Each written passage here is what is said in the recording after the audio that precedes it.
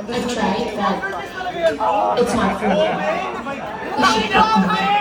Ano ba to? Kasi kung hindi, ako na lang makukuha. Kukunin ko. Sorry, that's okay. Total naman ay kay fair.